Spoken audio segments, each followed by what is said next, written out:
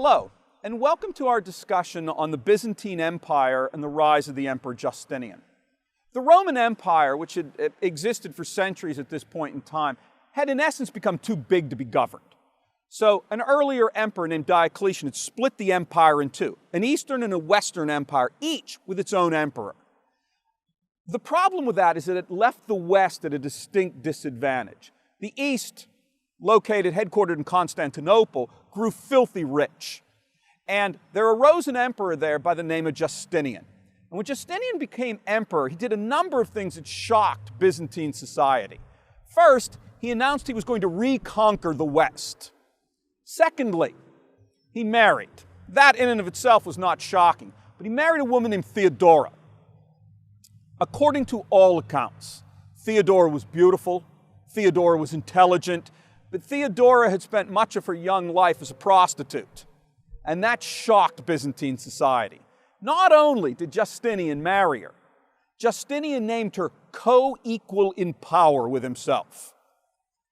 And so with Theodora at his side, Justinian decides to reconquer the West, and he sends his legions out.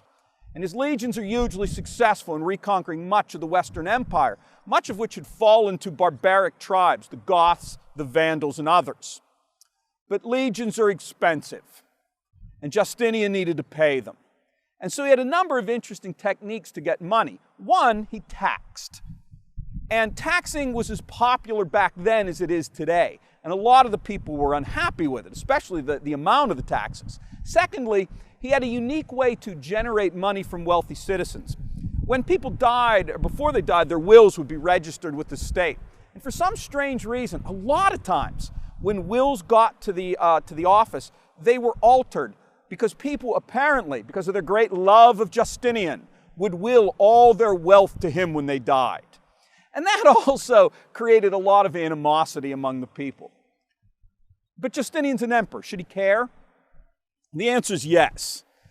The gathering place for most and the social center of Constantinople was a place called the Hippodrome. It was a giant horse racing track, modeled on Rome's famous Circus Maximus.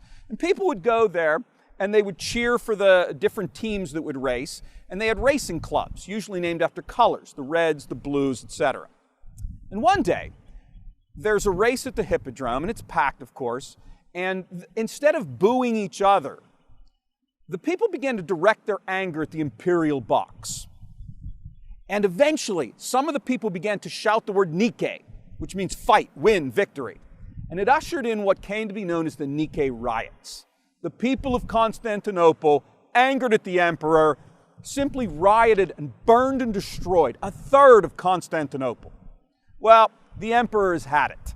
He packs up a bunch of loot and he is ready to leave. He is at the docks waiting to get out of the city. And then the empress showed up. She had risen from the lowest ranks of Byzantine society to become empress, and she wasn't leaving.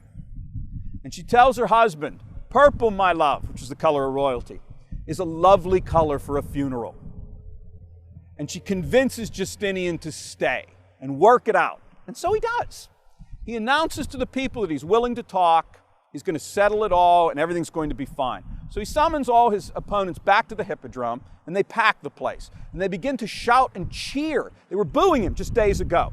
Now they're cheering, they're shouting, "Justinian, Justinian," because finally, they have an emperor who's willing to listen, everything's going to be fine. But Justinian doesn't show up. The Byzantine army showed up. They locked the doors to the Hippodrome, and in one bloody afternoon, 40,000 Byzantines were slaughtered.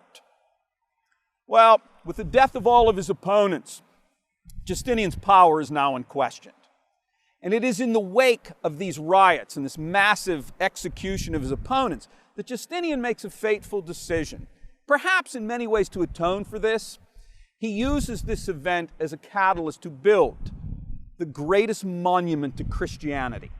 He builds a church known as the Hagia Sophia, and it is erected as a monument to all of the fallen people, all of Christianity. It has the largest freestanding dome in the world. And all the cathedrals, the great cathedrals of Europe that would follow, St. Peter's, St. Mark's in Venice, all of them try to emulate the pageantry, the beauty, and the opulence of the Hagia Sophia. Would you like to know more?